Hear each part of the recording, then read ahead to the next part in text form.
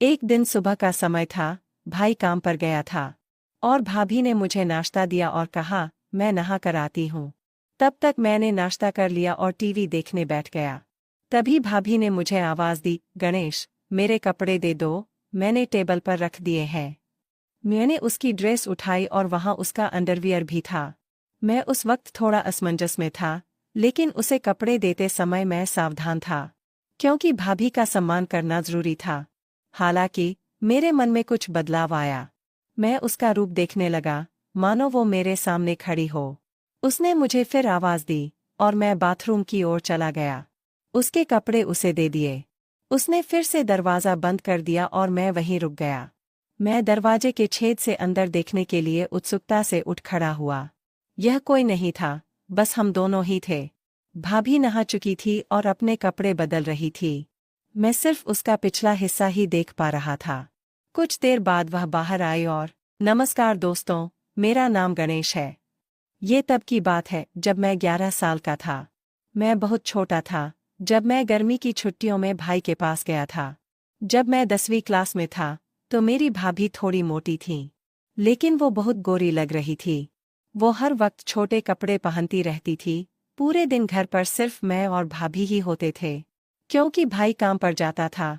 मैं और भाभी बचपन से ही बहुत फ्री रहते थे। वे मेरे बारे में सब कुछ जानती थी, तो वह मुझे अपने पास पकड़ लेती और गले लगा लेती। हम हर दिन ऐसा करते थे। लेकिन अब मैं बड़ा हो गया था और मुझे उसकी बाहों में बहुत अच्छा महसूस होता था। जब वह मुझे गले लगाती थी तो मेरा साथी बड़ा हो जाता था।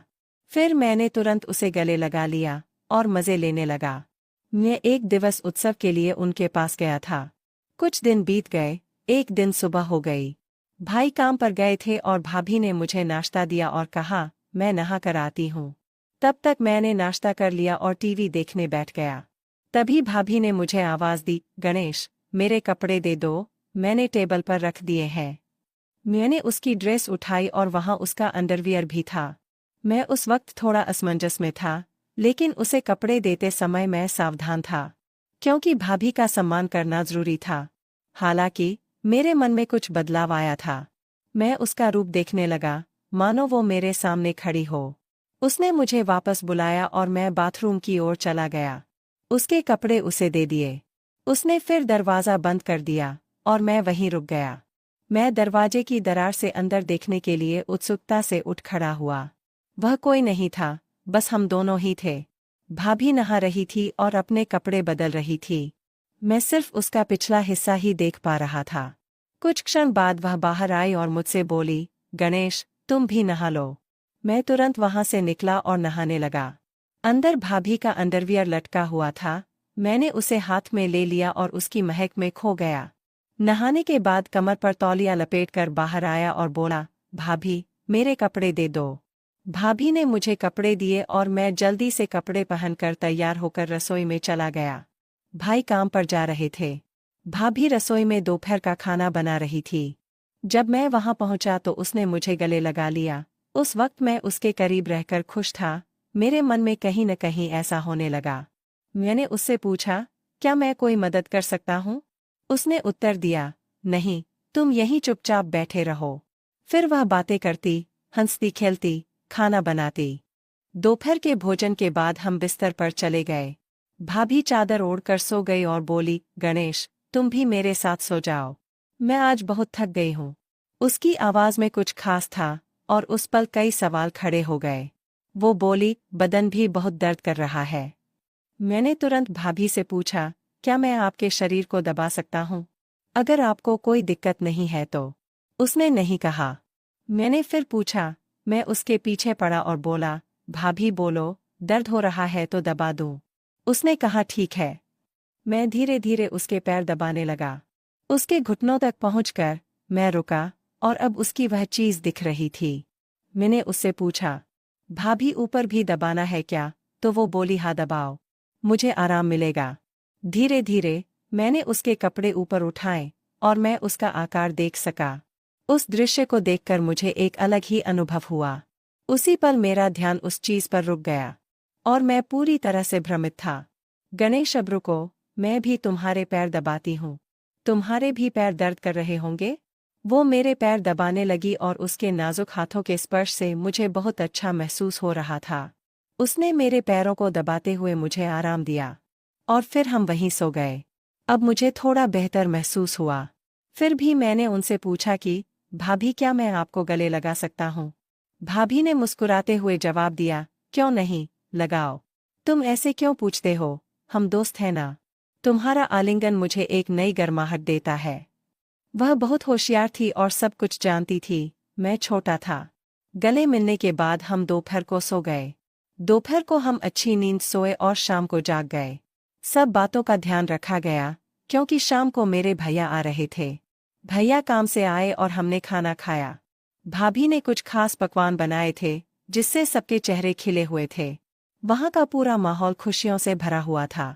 भाभी ने मेरे भाई के लिए बिस्तर नीचे हॉल में लगा दिया। उसके बाद मैं भाभी के साथ बिस्तर पर सो गया। चूंकि हम दोपहर में अच्छी नींद लेते थे, इसलिए हमें रात में नींद नहीं आती थी। रात के 2 बजे थे, फिर भी मुझे नींद नहीं आ रही थी। भाभी एक करवट से दूसरे करवट पर सो रही थी, लेकिन उसे भी नींद नहीं आ रही थी।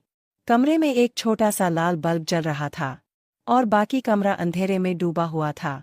उस शांत वातावरण में हमारे मन में विचारों की लहरें दौड़ रही थीं। एक दूसरे के करीब होने के कारण उस पल का रहस्य हमारे दिमाग में घूम रहा था। मियाँ और भाभी अंधेरे में जाग रहे थे।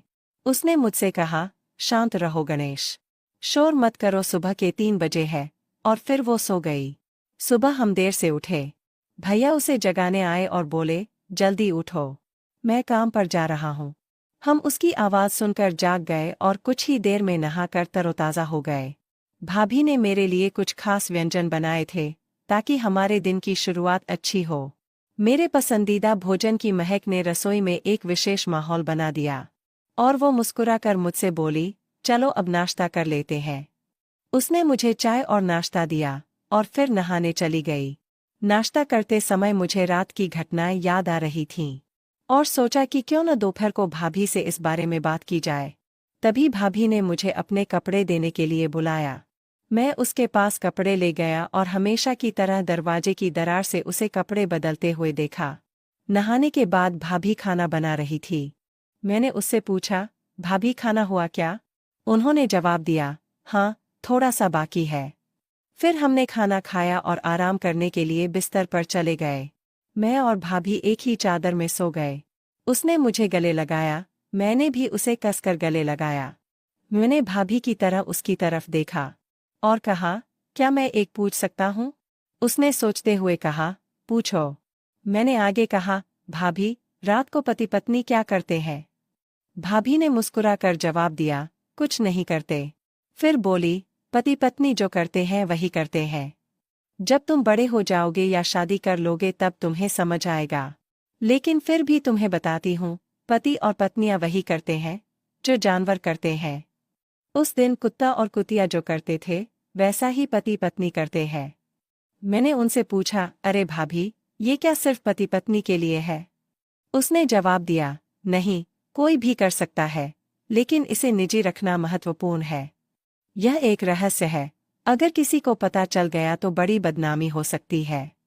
मैंने थोड़ा आश्चर्य से पूछा, क्या ऐसा हो सकता है?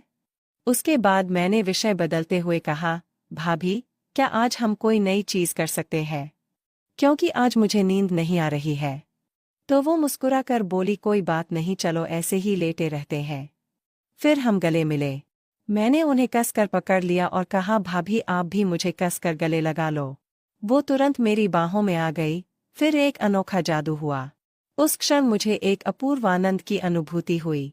हमारे हाथ एक दूसरे के चारों ओर घूम रहे थे और बीच में उन मधुर क्षणों में हमें बहुत विशेष महसूस हुआ। हम एक दूसरे की बाहों में खो गए। मेरा साथी सख्त हो रहा था और मुझे बाथरूम जाना था। मैंने भाभी से कहा, भाभी, मुझे बाथरूम जाना है। उसने भी मुझसे कहा, चलो मुझे भी जाना है। हम दोनों एक साथ बाथरूम गए। फिर मैंने मन में ठान लिया कि भाभी को अपने साथी के दर्शन दिखाऊंगा। भाभी बाथरूम में जाकर बाहर आई और फिर मैं अंदर चला गया और भाभी से बोला, भाभी, मेरी संवेदनशील जगह पर थोड़ा दर्द हो रहा है।